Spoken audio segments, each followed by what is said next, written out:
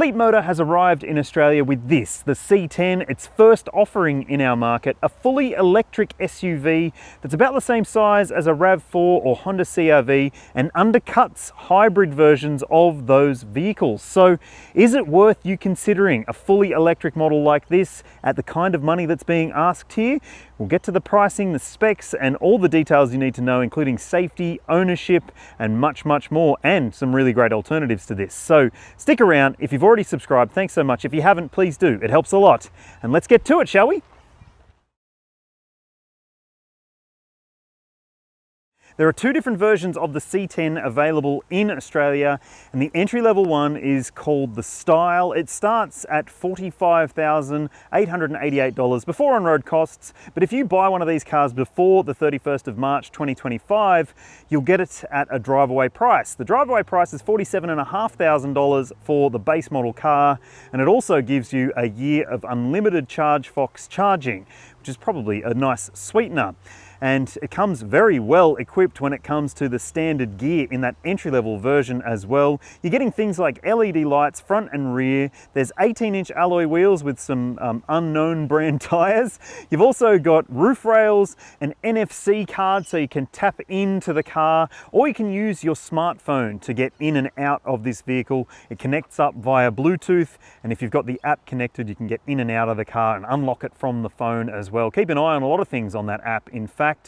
But it is something that is maybe a little bit different to some conventional vehicles. There is no button on the door to press it to unlock all the doors or anything like that. So just keep that in mind. But otherwise, as standard, you're getting a 2.1 square meter panoramic glass roof with an electric shade as well. And on the inside, you're getting other features like fake leather interior trim. There's driver's seat electric adjustment and passenger seat electric adjustment for the front. You've got a 14.6-inch touchscreen media system with sat-nav and live mapping and connected services as part of that as well. There's a bunch of different apps on there and more coming via over-the-air updates. And you've got dual zone climate control, a decent sized digital instrument cluster for the driver too, and plenty of really nice elements to that cabin. I'll show you through some of those shortly. And if you step up to this version here, which is the design grade, it costs $4,000 more. So it's $49,888 plus on-road costs, or $51.5 grand drive away depending on when you're buying it. And it comes as standard with things like 20-inch alloy wheels. I reckon they look tidy, those wheels, and they get decent Dunlop tires as well. You get a power tailgate, which you don't get in the entry-level version. There's tinted glass at the back, a heated steering wheel, heated and ventilated front seats, configurable interior ambient lighting, and it's got the silicone leather finishing on the seats. So it's not real leather, it's a fake leather trim, but it is also apparently safer for kids and stuff. So if your kid's one of those gross ones that licks things like mine, yeah, that might be something you want to keep in mind. Hey, also keep in mind that Leapmotor is planning to add a range extender version of this SUV, but it will be a different kind of offering. It'll be more like a BYD Sea Lion 6. Oh, in fact, that gives me a good segue to talk about some alternatives to this car. Okay, so if you're looking at a budget electric vehicle, fully electric, well, you could be looking at something like the BYD Atto 3, which is now even cheaper than it already was, at less than $40,000 for the entry-level essential model, and just around the same starting price as this for the highly spec'd version. And I think it's a really, really livable little SUV. It's not too annoying in terms of the safety stuff. It's got some decent tech on the inside as well. It's a little bit smaller than this though, and it's got less boot space, so it might not necessarily be right for you unless you've got a small family. And hey, if you're not sold on the whole fully electric thing, well, maybe the BYD Sea Lion 6 could be a better alternative for you, because it is a really, really likable and livable plug-in hybrid model. Otherwise, you'd be looking at something like a Tesla Model Y. The Juniper facelifted version is due in a couple of months' time when I'm filming this, early 2025. So hopefully it's as good as it promises to be and addresses some of the concerns of the previous versions. But if you're not sold on the idea of a Tesla, I can totally understand that. But if you want to wait around and see what's coming, there's plenty of new electric vehicles due to arrive in Australia in 2025. 2025, including one that I've already reviewed, the Geely EX5. It promises to be a very well-priced and well-equipped model, and it could be the right SUV for you. But wait and find out when I do my local review of that car. Hit subscribe and ring the bell and you'll be notified when I do any new review, and there's plenty more coming this year. It's looking really busy, let me tell you. Just have a look at it in profile. What do you think? Let me know in the comments section. I'd love to hear your thoughts on the design of the Leapmotor. I like the proportions as well. And speaking of which, I'm going to show some figures on your screen now for the dimensions of this vehicle. It is around the same size as most of those internal combustion options that you might be considering, like the RAV4, the CR-V, the Outlander, and the X-Trail. So yes, not necessarily changing the game in terms of that, but I reckon that the design of this vehicle is very tidy. And like I said, you just need to be mindful of the door handles. They are yet another concern with these new generation models. They're flush fit finish ones. And let me show you how you have to open it. You have to push there and then pull out like that. And you can do the push button to open the door when you do have your phone with you, but otherwise you'll have to use the NFC card to get in and out of this vehicle. Now, there's a very tidy back-end design to this particular SUV. I think it looks really, really nice. Proudly stating that it's a Leapmotor because people won't know what it is otherwise. And let's have a look at the boot space. The button to do so is this one here. Remember, only the top spec gets an electric tailgate, and you can see for yourself there is a decent amount of space in the back of this vehicle. Now, Leapmotor claims there's 581 litres of cargo capacity, but that is to the ceiling. So yes, maybe a more realistic figure would be around the 400s, but it's still a usable amount of space, and you've got some nice features like shopping bag hooks, a light. There is a cargo cover coming. It's going to be about 150 bucks as an accessory. Lots of people don't like cargo covers because they just remove them and lose them. You've got another shopping bag hook there, and underneath this floor mat, you will find that there is a, well, tire repair kit. So it's not necessarily going to be to everyone's taste. No spare wheel, but there is a lot of space underneath the floor there. And another thing about this vehicle is that you do get a Mode 2 and a Mode 3 cable as standard. So no extra cost for those little extras, which is nice. There's a little tray on this side as well. And if you're wondering, there is no frunk available at this stage. It again will be an accessory and hopefully will be made standard at some point. And the frunk accessory tray finisher will be about 250 bucks. Here's your point of view perspective of the Leapmotor C10 interior. And I have to say, it's a pretty classy place to sit. Even this orangey, browny finish on the seats, on the dashboard, on the doors. I think it's interesting, and it certainly is different to some of the black on black festivals that we see in other vehicles, but you're going to have to decide whether this color is right for you or the purpley charcoal style finish, which I actually think looks pretty smart in its own right as well. So that's right, there's two different color choices you can make in terms of the interior and 5 different exterior colors, but let's talk through some of the features in here. First of all, you've got a 10.25 inch display here in front of the driver. It's very similar to a lot of the other vehicles in the market these days. Digital speedo, some of the information that you want to see is on that screen as well, and you can toggle through it using this steering wheel control here. And yeah, you can set so you can see the media, your trip computer, or your maps, and there's a bit of configurability to it as well. You'll have to get used to these controls on the steering wheel so they can control lots of different elements of the car, including setting up your mirrors. You do that using these scroll wheels as you would in a Tesla, and it's just a little bit of getting used to stuff here. And you have to use these controls for some other elements of the media experience as well if you want to. It's a nice looking steering wheel, feels nice in the hand. And in terms of the stalks, you've got your gear selector on that side where you might traditionally find a blinker, and that's also where you'll tap down to put it into adaptive cruise control. And on this side, you've got a wiper stalk, which also has washers and high beam as well. If you don't have the car set to auto high beam, which you can do using the screen, you control all your lights through the screen if you want to, exterior and interior as well. And this is just the start of what's going on this screen. Honestly, I could spend an hour talking you through all the menus here, but I'm not going to. So if you want to test drive this car, go and sit in one and see for yourself. There are plenty of things on the screen that you can do. using these controls, these menus, or you can use the voice control system for some elements as well. So you can adjust the tailgate height, open it from here. You can open your big glass roof shade. Thankfully, a shade is standard. You've got window adjustments. You can adjust your rear view mirrors through the screen. You've got charging displays here as well. You can schedule your charging, and you can also go to your vehicle to load settings if you need to use that convenience. There's driving mode adjustments here, so I'll tell you a little bit more about that when we get into the driving section, but you do have to do some of these things while you're in park, which can be a little bit annoying. Same with your ADAS systems. You might need to be in park to adjust some of those. They can get on your nerves. Hopefully they can fix that with an over-the-air update, because this screen will be updated pretty regularly by what Leapmotor is telling us.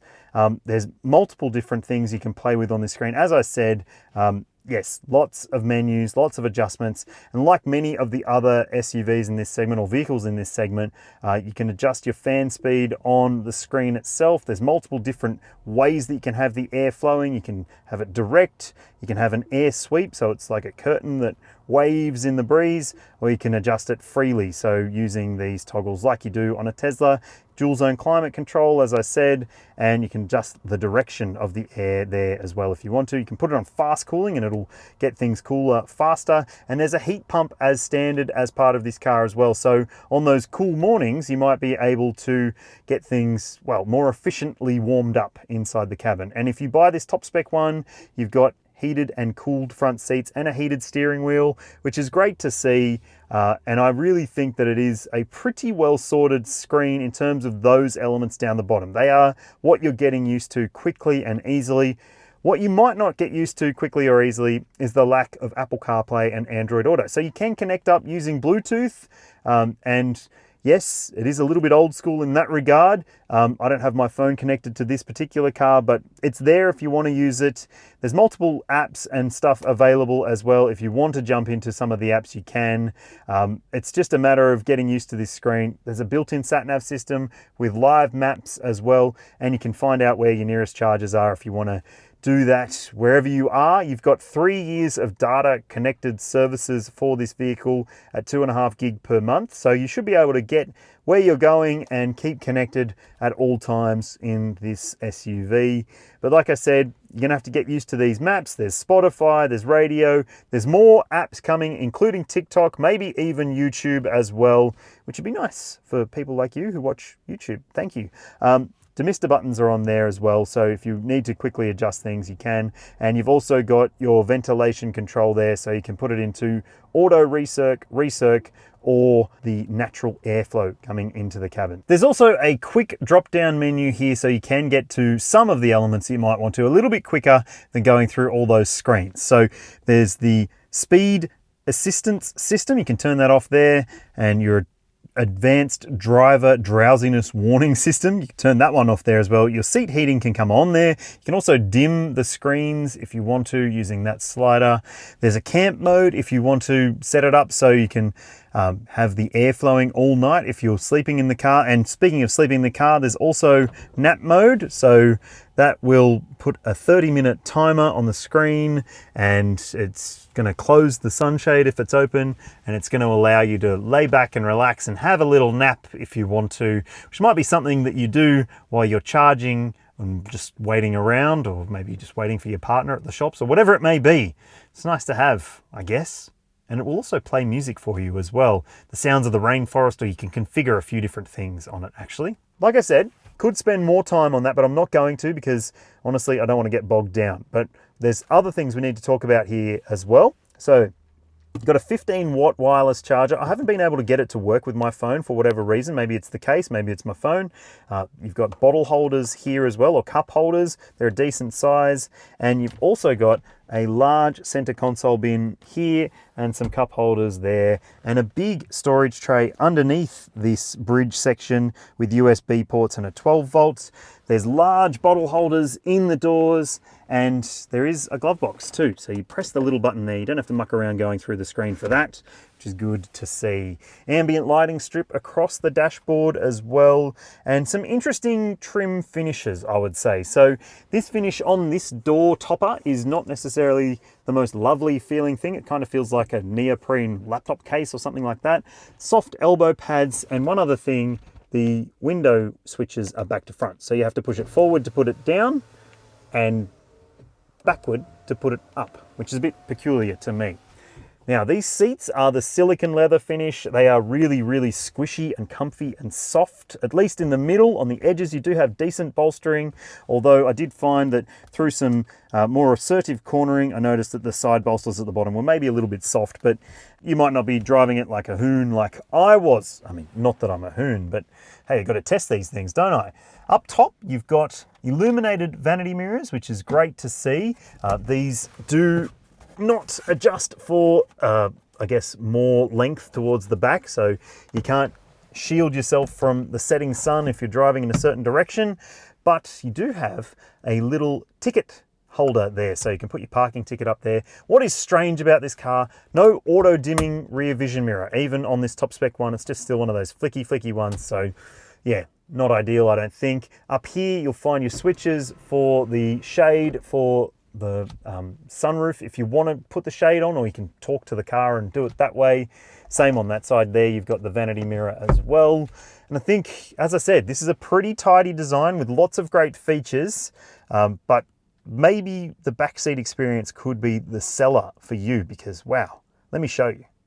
Okay, so let's talk about the back seat experience here. It is very, very roomy in this rear seat. So this seat is set for my driving position at 182 centimeters or 6 foot.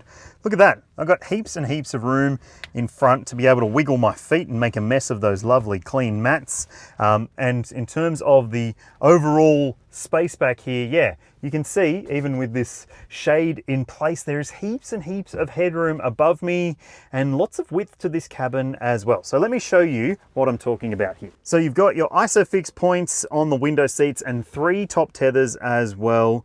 And there's lots and lots of width to this seat. So you will be able to fit 3 adults across the back here. This middle seat is maybe a little bit less comfortable, but it's still pretty comfy. These ones are super, super squishy. Look at that. Look how much I can push into that cushion. I love that. Very comfy. Now, you've also got a flip down armrest here. It doesn't have any cup holders or anything in it, which is maybe a little bit strange, but you've also got bottle holders in the doors. There are these mat pockets on the seat backs, directional air vents. I guess you could steal those bottle holders there if you wanted to.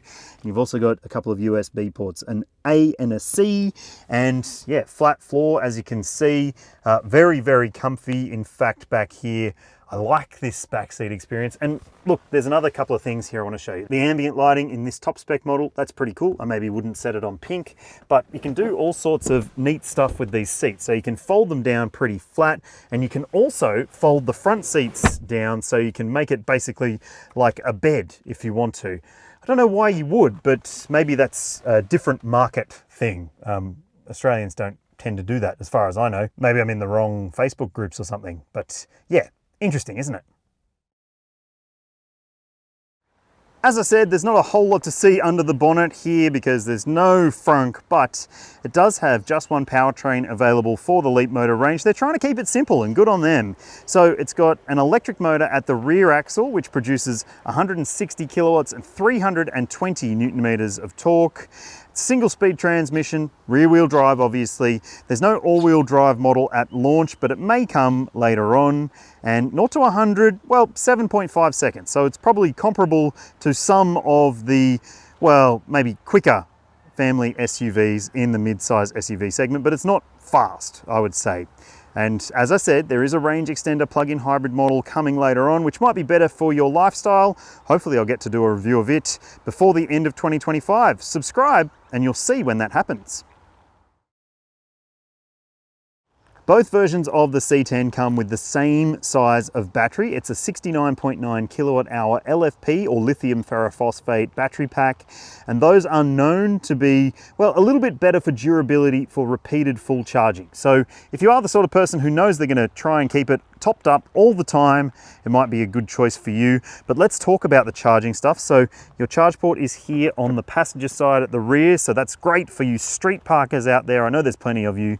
And it has a Type 2 combination plug, AC charging at a maximum rate of 6.6 kilowatts, so less than some of the rivals out there, and DC as well at a slower speed than some of those rivals that you might be considering. Just on 84 kilowatts, which should mean a 30 to 80% charge of about half an hour at a rapid charger, and your AC charging time, well, you'll see the number on your screen now. So not the fastest charging option out there, but what do you think? Is it a deal breaker? I'm not so sure that it would be for my personal needs, but I'd love to know your thoughts. So, the Leapmotor C10 drive experience, like so many other new electric vehicles or just generally new vehicles, it is, well, let down a little bit by some of the safety system calibration. And look, you're gonna have to go and test drive one of these to see if you can live with the fact that, well, like lots of them, you have to turn off systems you don't like every single time you get back into the car. And that means that you might get sick of it very quickly. And these systems, they're not the best calibrated that I've experienced. They're not too bad, but they could be better in some instances. So there is a driver monitoring camera system which looks both for distraction and fatigue. Little camera up there, and it will tell you if it thinks that you are distracted or tired. Even tells you when you have a bit of a yawn that you need to think about your actions coming up. And also it'll beep at you for 15 seconds unless you press cancel to stop it. So that's a little bit frustrating. And then there's also the lane keeping assistance, which I find to be a little bit too pushy for my liking. I really like lane keeping when it's not on at all. And this car does have a few different levels of lane keep, including an adaptive cruise control lane centering system, which you might like. You might think that that's fantastic because, I mean, it takes a little bit of the burden off you when you're driving, but I find it to be not so great.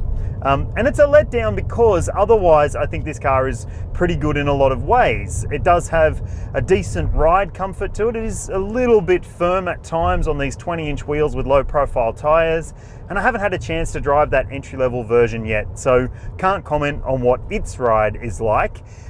It does have the same suspension, but a bit more sidewall to the tire. So it might be more comfortable in some situations, but I think generally the ride here is not too bad. It's not terrible. But you can feel that it's got a whole lot of body stiffness underneath the body of the vehicle because basically the battery pack is part of the structure of the car. So it's very torsionally stiff and it feels pretty firm in a lot of situations. The steering, there's multiple modes that you can choose for the steering, and I find that in the sportiest mode it's actually the most enjoyable, which is strange because usually I like it the other way around in the comfort mode where it's a bit lighter, but in this instance I do like the sporty steering mode, and you'll have to play with those systems to see which you prefer. There's also multiple different ways you can configure your regen braking, so you can have it in a custom setting in your drive mode selection, so you can make it very, very assertive or less assertive, or there's a single pedal driving mode. But at this point in time, if you choose the single pedal mode, you can't play with the drive modes. And I mean, that's a little bit annoying. And in fact, you have to do that, play with the single pedal driving mode if you want to adjust it. You've got to do that when the car is parked and actually in park. And some of those other safety systems you have to disable when the car is in park as well. So it feels like they've got the right ingredients here, but it could just take a little bit more work to make this a more livable experience on a daily basis based on what I've experienced in other electric cars in the past and other new cars more generally. It just isn't quite as simple in some ways as it could be. I'm not saying that this is a bad car. I'm saying that it feels like it could be better.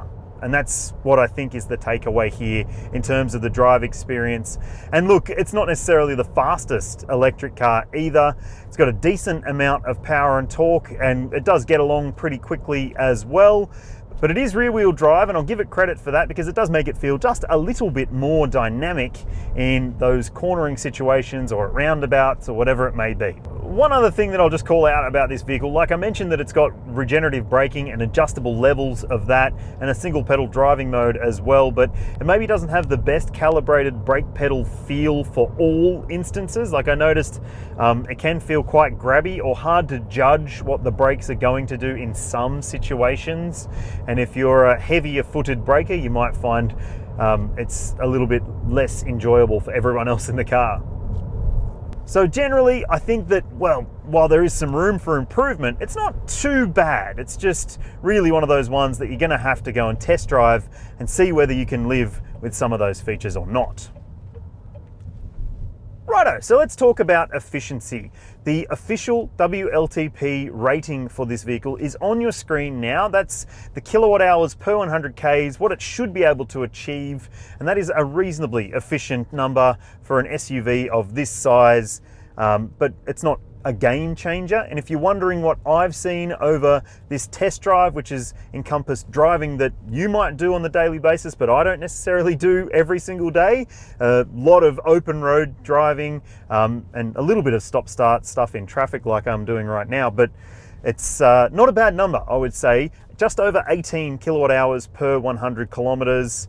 And that should mean, in theory, you'll be able to get about 400 Ks of realistic driving range from a charge. But really, the charging stuff might be what determines whether this is going to be the right EV for you, because it does have slower DC charging and slower AC charging than some of the rivals out there. But it's cheaper than those rivals too. So it's all about weighing up whether this one will be right for you, I reckon.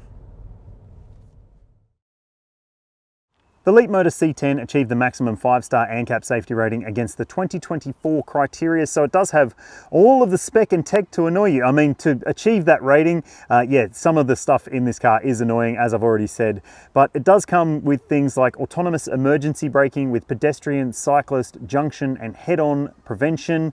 There's also lane keeping assistance with multiple different lane departure alerts and warnings and assistance. That can be annoying, as I said. There's the lane centering system too, which will act with the lane keeping, and also the adaptive cruise control, which is standard and keep you in your lane and do some stopping and starting for you. You've got a speed sign recognition system, which can adapt the speed of the car for you and also tell you if you're going over the speed limit. And there's a driver monitoring camera system, which will tell you if it thinks that you're fatigued or distracted. All those things might get on your nerves, but hey, you might find them all to be perfectly fine. We're all different, and that's okay. Now, when it comes to the other safety stuff you need to know about, it comes with a surround view camera as standard, which is fantastic, rear parking sensors as well, and you've also got 7 airbags for this vehicle. So there's dual front side, a front center airbag between the front seats to stop you clashing heads in a T-bone accident, and full-length curtain coverage as well. Not bad at all, but geez, like I said, safety systems. You need to get used to it. In Australia, Leapmotor is offering a 7-year, 160,000 kilometre warranty, and that's for the vehicle itself. For the battery pack, you're getting an 8-year, 160,000 kilometre warranty as well. There's a decent looking service program here. So you get 5 years of cap price servicing or 100,000 Ks, and that means that your intervals are every 12 months and 20,000 kilometres, so a little bit more generous than some of the other vehicles that you might be looking at. And it also costs a reasonable amount. It's not cheap, I wouldn't say, but the average is $400 per service for those first 5 services. And on top of that, there's also 5 years of roadside assistance included with this vehicle. So not too bad on paper. It's just whether you'll be able to get your car serviced if you live close enough to one of the approved service locations, because there aren't that many of them yet, but hopefully there'll be more by the end of 2025, where Leapmotor reckons it could probably double its network across Australia. So maybe not ideal starting off, but it might get better as the years go on. Style, yep, Space, yeah, it's got that as well, and substance, you bet. You're getting plenty of value for money with this SUV, but it's just let down by some of the drive elements which don't necessarily gel with my tastes. You might be okay with them. Like I keep saying, everybody's different, but to me, this car is, well, a little bit disappointing because of some of those safety features just getting in the way of the drive experience, because otherwise this thing has the bones of being a really good family electric SUV. Tell me what you think about it in the comments section below. I'd love to hear from you. If you have already subscribed, I love you. And if you haven't, please do. It helps a lot. And I'll see ya when I see ya. Thanks for watching.